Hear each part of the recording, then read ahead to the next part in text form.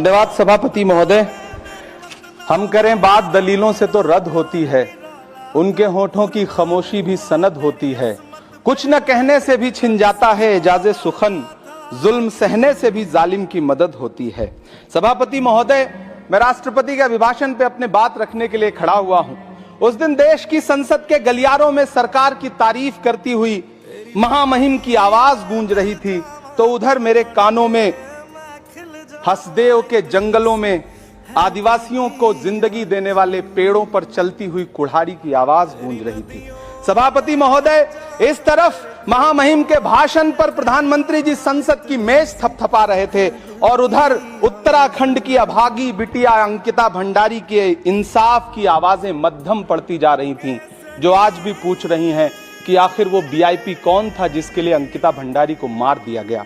सभापति महोदय, इधर महामहिम सामाजिक न्याय की बात कर रही थीं और उधर उत्तराखंड के कोटद्वार में नफरती लोगों के खिलाफ एक बुजुर्ग को बचाने के लिए खड़ा हुआ दीपक, जो मोहब्बतों की रोशनी लेके खड़ा हुआ था, उसके खिलाफ कोटद्वार की पुलिस गंभीर धाराओं में एफआईआर दर्ज कर रही थी। और वो भी उस दिन हो रहा था जब उत्तराखंड के मुख्यमंत्री कोटद्वार में मौजूद थे।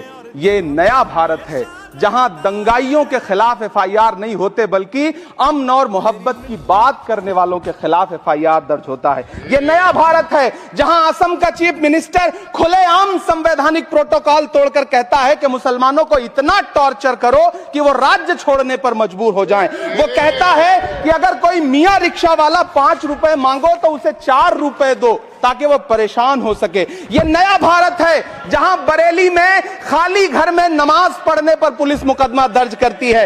ये नया भारत है जहां क्रिसमस की तैयारी करते हुए ईसाइयों पर सरकार मुकदमा दर्ज करती है।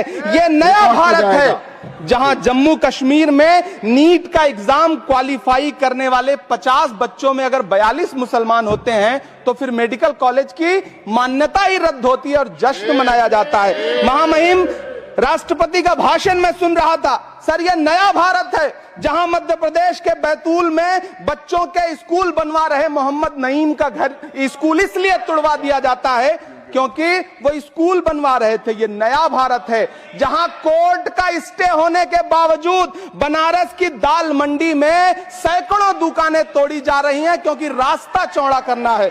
सभापति महोदय, मैं आपसे कहना चाहता हूं कि जो पीढ़ी अपने बुजुर्गों को गाली देती है उसके साथ प्रकृति इंसाफ करती है। आज इंदिरा जी और नेहरू को गाली देते हैं, नेहरू को छोटा नहीं कर पाएंगे। नेहरू का नाम आइंस्टीन के साथ